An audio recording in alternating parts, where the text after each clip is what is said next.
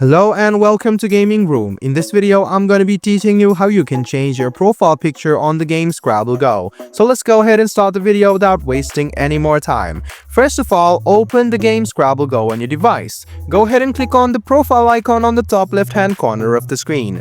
After you do that, head over to the settings, or you can see your profile picture. Go ahead and tap on the profile picture and you can easily choose the photo, or you can take the photo. I'll just have to click on choose existing and go to gallery.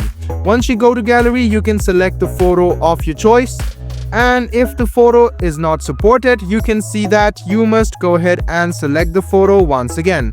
So if the photo is not in the correct format, it will not happen. So make sure that you choose the correct photo, size and preferences. After this, you can easily change your profile picture and you can also take it as well.